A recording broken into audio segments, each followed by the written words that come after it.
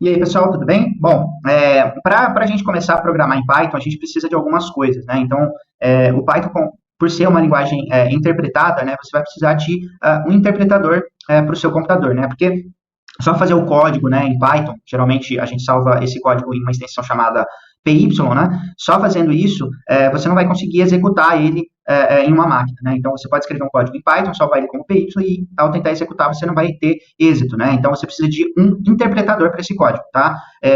Existem vários no mercado, né? Eu, por exemplo, conheço alguns, né? O PyCharm, né? E o Anaconda, que é o que eu vou recomendar para vocês, caso, né, vocês queiram executar e programar esses códigos na máquina própria de vocês, tá? Então vai ter uma outra opção também, que é o que a gente vai utilizar nesse curso, que não precisa de instalação. Mas, se você quer rodar os códigos direto na sua máquina, você pode utilizar, por exemplo, o Anaconda. O Anaconda, ele é uma biblioteca aí que tem todo um conjunto de ferramentas para você criar códigos em Python, né, como o Jupyter, né, o Jupyter é uma extensãozinha lá dentro do pacote do Anaconda que você consegue criar códigos em Python, rodar esses códigos no seu computador, e ele também conta com opções para desenvolver códigos em R, por exemplo, tá, que é uma outra linguagem de programação.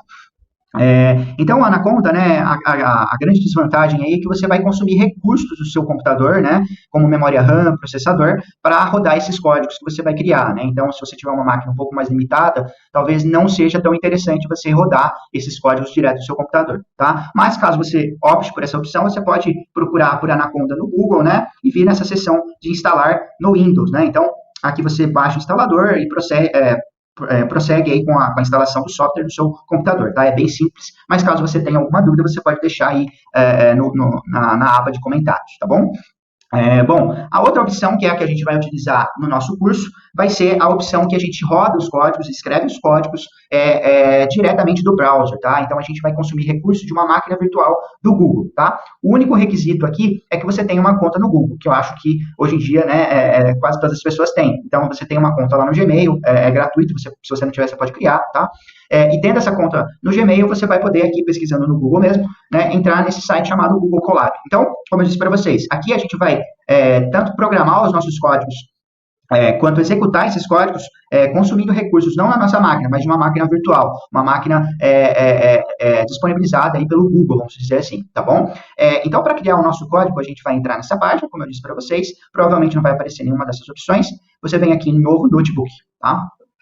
Então, você vai criar esse notebook, vai esperar carregar aqui a página, tá? Então, aqui em cima você pode mudar o nome do código, tá? Para qual você quiser, então, vou colocar aqui como teste de código, curso, tá?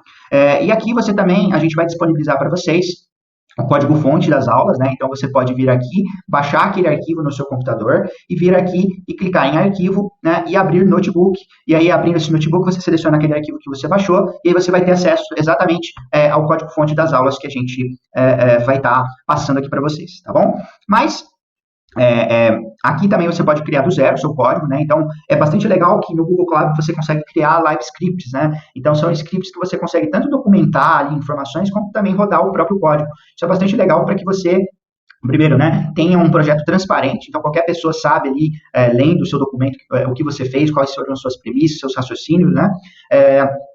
E que você também consegue, né, replicar isso de uma maneira fácil, né, em outros projetos, tá? Então, né, vou baixar um pouquinho aqui a câmera.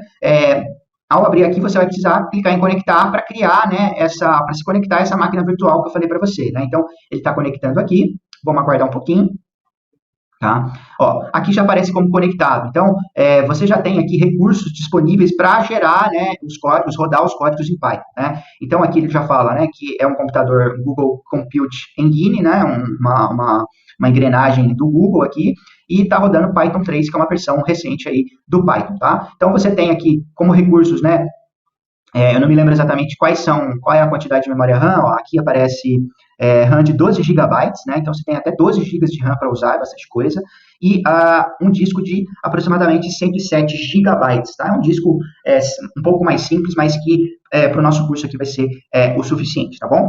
Então aqui, ó, quando você passa o mouse em cima de qualquer aba, né, desse código, ele é bastante interativo, você tem algumas opções, como comentário, configurações, né, e a parte de exclusão, tá? Então, sempre que você for criar um código, você vai ter aqui a opção de texto e de código, né? Sempre que você for criar aqui um notebook, né, que é isso que a gente chama aqui no Python. Então, aqui você pode criar um texto, né, por exemplo, um título de uma sessão para você se organizar. Então, vamos colocar aqui apresentação, né? Apresentação do curso, né? / Google Colab, né? Então, você pode criar esse título, né, que vai identificar uma sessão para você, né?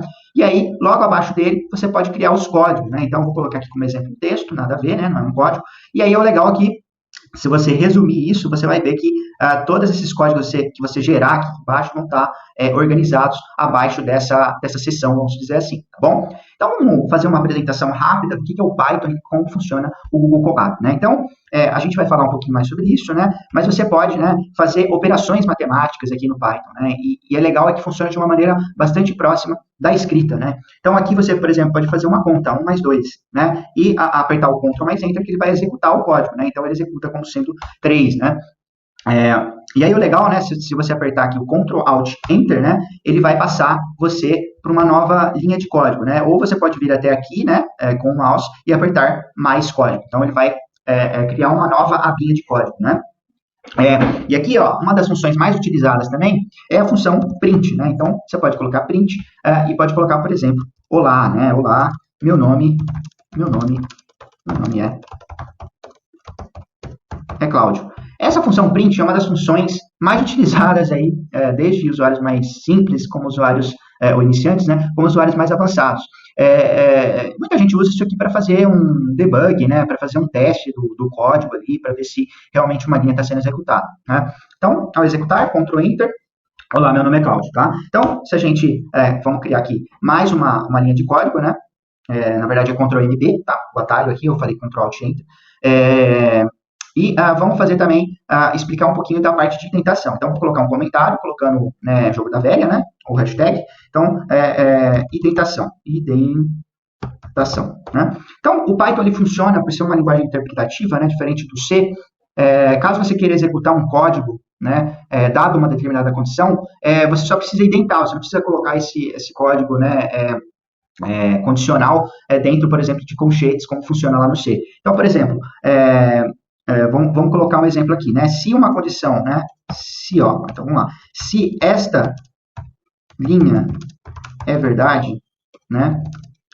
E aí o que você faz? Você coloca 2 pontos e dentro do código usando uma tab. Então, se essa linha é verdade, né? Se essa primeira linha 3 é verdade, ele vai executar tudo que tiver indentado, né? Que todas as linhas que tiverem com essa indentação, ou seja, com esse espaço, com esse tab.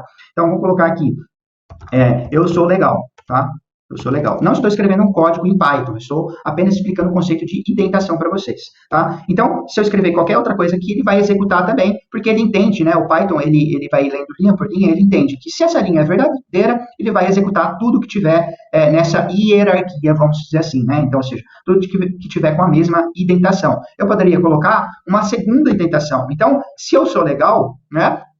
Ele vai executar essa outra linha. Se eu não sou legal, ele vai simplesmente passar para a linha, né, número 6 aqui e continuar o código normal. Então, o Python ele tem essa lógica, ele funciona linha por linha. Então, ele vai lendo linha por linha e vai identificando ali o que é verdadeiro ou não e vai executando de acordo com a indentação. Então, por exemplo, se eu tiver um código aqui, ele só vai executar esse código depois que ele passar pela linha 3, 4, 5, né, pela linha 3, 4, 5. Então, ele só vai executar a linha 6 depois que ele tiver percorrido toda essa parte de código, né? Então, esse código, né, ou essa linha só será lida após a linha 3, 4, 5, né? E aqui vale um parênteses, né? Então, essa linha só vai ser lida, né? A 6 só vai ser lida depois da 3, 4, 5, mas a 4 e a 5 só vão ser lidas se essa condição é verdadeira. Então, se isso daqui não é verdade, ele já pula direto para a linha 6, né?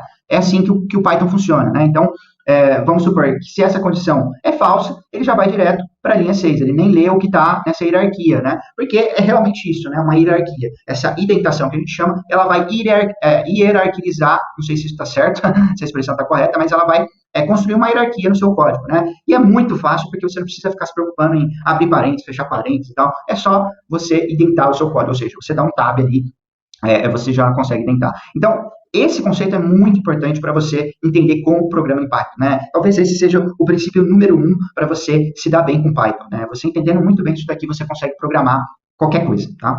Em Python, tá bom? Então, é isso, gente. Essa era a primeira aula, a primeira apresentação básica mesmo, e eu vejo vocês nas outras aulas aí, para a gente começar a aprender um pouquinho mais sobre os conceitos teóricos do Python. Valeu!